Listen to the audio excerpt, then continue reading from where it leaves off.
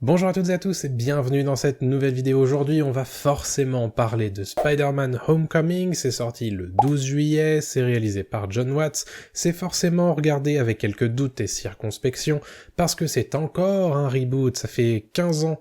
En 15 ans, Spider-Man a été rebooté 3 fois déjà, a été rebooté 2 fois, il y a eu 3 occurrences de Spider-Man dans 3 sagas différentes, donc forcément ça lève quelques sourcils, mais on va parler aujourd'hui donc de cette nouvelle édition. C'est une coproduction Sony Pictures avec Marvel Studios, et on va en parler tout de suite. Petit background bien sûr, on se rappelle qu'en 2016, Spider-Man était apparu en wildcard dans Captain America 3, Tony Stark a repéré un jeune adolescent super héroïque dans la ville de New York, qui s'appelle Peter Parker, et il a fait de lui un héros qu'il va utiliser dans Captain America 3 Civil War contre Captain America. Et évidemment, il apparaît très très peu dans le film, mais ça lui met un pied à l'étrier dans le Marvel Cinematic Universe, et du coup, ça lui permet aussi de se mettre à l'étrier lui-même dans sa propre saga chez Sony Pictures en coproduction avec Marvel.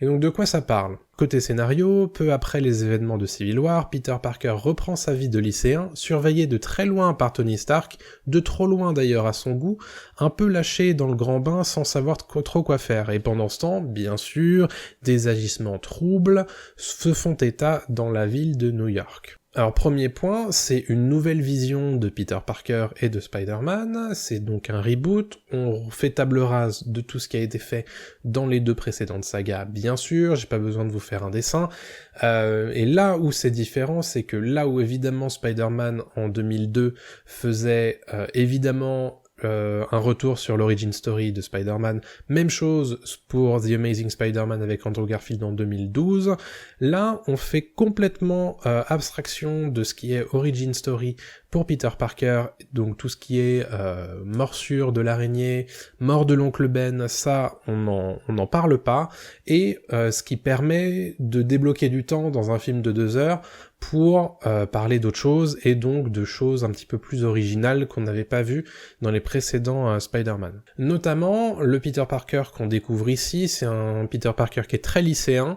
Alors, je sais que ça avait déjà été le cas, bien sûr, mais pas à ce point-là encore dans les autres Spider-Man, parce que là où, au final, c'était très rapidement évoqué dans le premier Spider-Man de Sam Raimi, ensuite un petit peu plus quand même dans Amazing Spider-Man avec Andrew Garfield, là vraiment le Peter Parker auquel on a accès, c'est un lycéen pur jus. D'ailleurs il n'exerce pas sa profession encore de photographe, et donc vraiment, c'est de là que sort le titre du film, Spider-Man Homecoming. Homecoming, c'est le bal de fin d'année du lycée de Peter Parker, et donc forcément, il y a une résonance particulière à l'intérieur du film à ce propos-là, et j'ai pas forcément besoin de vous faire un dessin, mais Homecoming, c'est aussi revenir à la maison, ce qui est un petit peu, forcément, voilà, ça a été évidemment interprété comme Spider-Man revient dans l'écurie Marvel, ce qui était forcément très attendu. No, you've seen that before. Never with that skirt. Should probably stop staring before it gets creepy though. Donc je disais qu'il est très lycéen, et ça fonctionne très bien parce que Tom Holland, qui est beaucoup plus jeune que l'était Andrew Garfield et Tobey Maguire à l'époque de leur premier Spider-Man, puisque Garfield il avait 28 ans quand il a fait Amazing Spider-Man, Tobey Maguire il en avait 27 quand il a commencé en 2002, là Tom Holland il en a 21, enfin il en a même 20 au moment du tournage, et on le sent, il apporte vraiment une jeunesse et un regard très naïf sur le personnage de Peter Parker, et c'est vraiment là où il fonctionne peut-être presque le mieux, d'autant plus qu'il a aussi des capacités de gymnaste qui lui permettent d'être extrêmement crédible en Spider-Man dans le costume. Et c'est ce qui fait de lui d'ailleurs, selon moi, probablement le meilleur Peter Parker et le meilleur Spider-Man qu'on a vu à ce jour. So to become an Avenger, are there like trials or an interview? Just don't do anything I would do. And definitely don't do anything I wouldn't do. There's a little gray area in there, and that's where you operate. Deuxième point, forcément, avec l'idée que on a encore un reboot, puisque, bon, 2007, c'est le Spider-Man 3 de Sam Raimi, on n'aura jamais de Spider-Man 4. 2012, pardon, c'est le premier Amazing Spider-Man, qui sera suivi 2 ans après par une suite. Là, on est en 2017, donc ça fait donc 2 reboots en 10 ans. On se demande forcément, en tant que cinéphile, on se dit mais à quoi ça sert tout ça? Donc qu'est-ce que ça apporte, ce nouveau Spider-Man? Mais c'est plutôt simple en fait. Le personnage est enfin rattaché à l'univers Marvel et va pouvoir se nourrir de tout cet univers étendu et se permettre de faire des références à des personnages qui n'existaient pas à l'époque où Sam Raimi et The Amazing Spider-Man sont sortis. C'est-à-dire que à l'époque, Sony ne pouvait pas faire référence à des personnages comme Iron Man, comme Hulk, comme Thor, comme Captain America, et de la même manière, les films du Marvel Cinematic Universe ne pouvaient pas non plus évoquer Spider-Man, ou même encore moins le représenter. Et donc là, c'est la grosse différence qui apporte un vrai plus à Spider-Man Homecoming, c'est que, enfin, on a un personnage qui est là où il doit être, c'est-à-dire que à New York, il y a enfin un personnage qui s'appelle Spider-Man, et l'homme araignée existe dans cet univers-là, et va pouvoir apporter tout ce degré supplémentaire à l'histoire, qui fait que Spider-Man a connaissance de tous ces personnages-là, ces autres personnages-là ont maintenant connaissance de lui, et forcément ça va donner lieu à des petites phrases, des petites références, des easter eggs pour les gens qui sont fanats de ça. Il y en a partout dans Spider-Man Homecoming, donc faites-vous plaisir. Évidemment, l'humour de Spider-Man, très reconnaissable, est toujours là, et c'est là, encore une fois, qu'on retrouve la patte, entre guillemets, Marvel Studios, qui n'existe pas vraiment chez DC Comics, puisqu'on est parti sur autre chose, sur quelque chose d'un peu plus sombre, un peu plus sérieux, même beaucoup plus sérieux par moment. Spider-Man, c'est quelqu'un qui a toujours l'esprit léger, l'esprit à la plaisanterie, et c'est très très bien rendu dans Spider-Man Homecoming, notamment avec le phrasé de Tom Holland qui est très particulier. What's up, guys? Wait a minute. You guys aren't the real Avengers. I can tell Hulk gives it away. Alors, je vais aussi évoquer un des doutes qu'on pouvait avoir, c'est le fait que, forcément, pour pousser le plus loin possible Spider-Man Homecoming, Marvel a détaché, entre guillemets, une de ses têtes d'affiche, enfin sa tête d'affiche d'ailleurs, qui est Robert Downey Jr., Iron Man, qui fonctionne comme le mentor de Peter Parker dans Spider-Man Homecoming, et donc forcément on peut se demander est-ce que il va pas lui voler la vedette. Et alors pas du tout, c'est vraiment le film de Spider-Man, à raison d'ailleurs. Alors Robert Downey Jr. forcément fait quelques apparitions, puisqu'il est là à des moments clés de l'intrigue, mais au-delà de ça, il laisse un petit peu faire Peter Parker, et il est là vraiment pour lui redonner un élan à certains moments clés du film. Mais au final, n'ayez crainte, ça reste quand même un film Spider-Man. C'est là où le Marvel Cinematic Universe est en fait mis par petites touches à des moments très spécifiques, et au final le film reste très très bien rattaché à l'univers, sans trop en faire, j'ai l'impression, en tout cas pour ma part. Après, moi c'est ce que j'attendais aussi, c'est que Spider-Man soit pas juste là en mode oui au fait, bon il était là dans Civil War, mais bon au final on fait notre délire.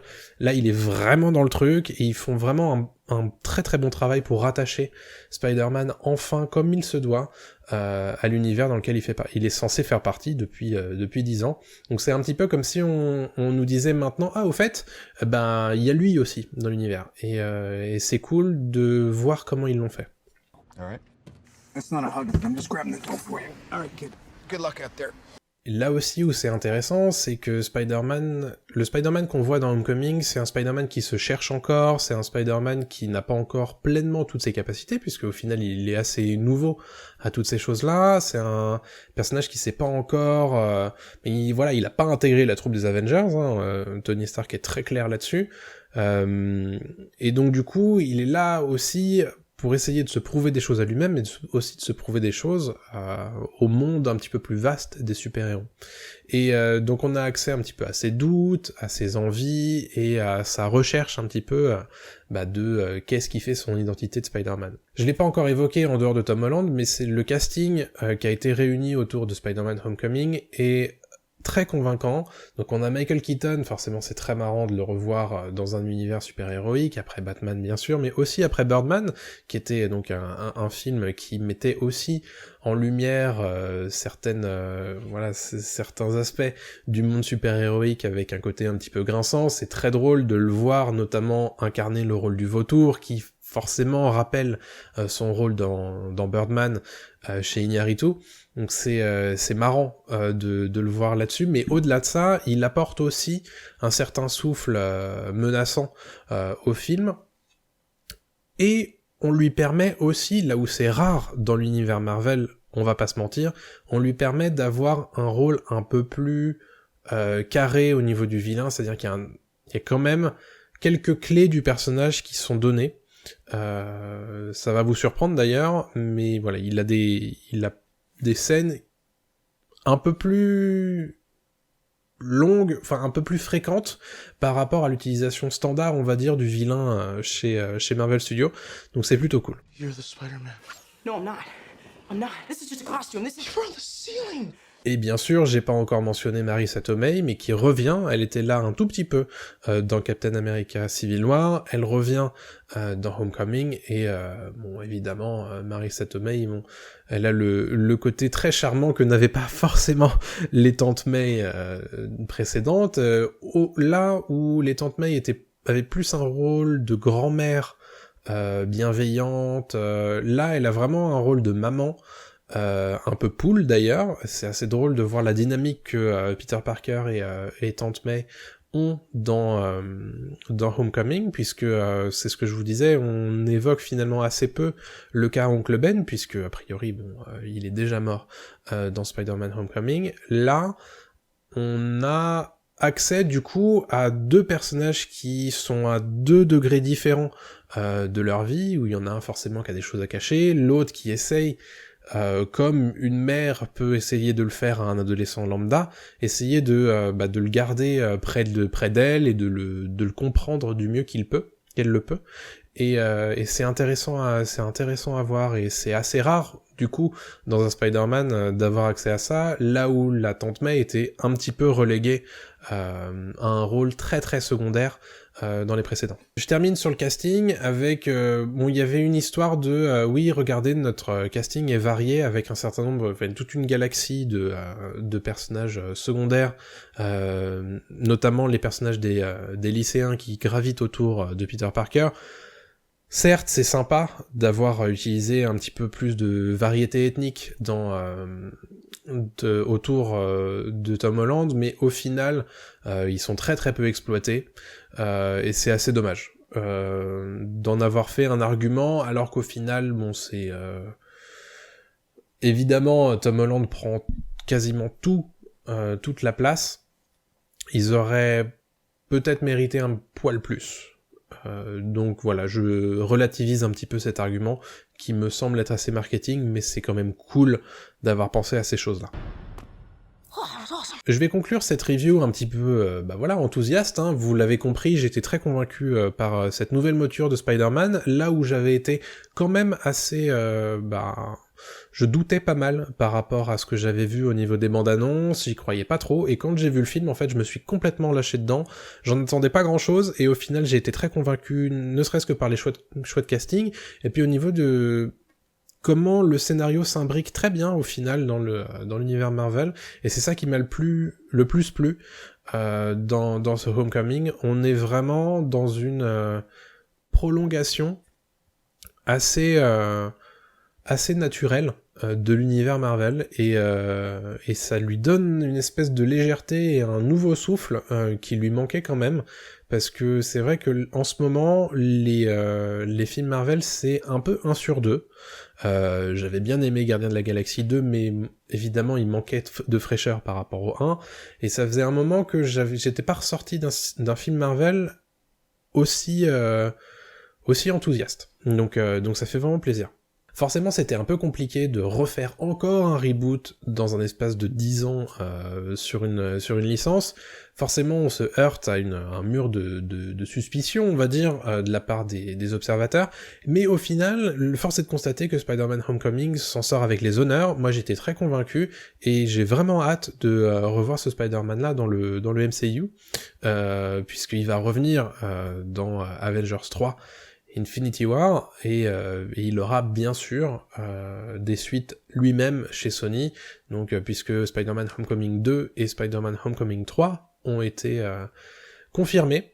Donc en tout cas, pour une première pierre, pour des premières fondations de ce nouveau Spider-Man, j'ai trouvé ça très solide. N'hésitez pas à me dire, vous, ce que vous en avez pensé quand vous aurez vu le film, et puis à me dire dans les commentaires ce que vous avez pensé de cette vidéo.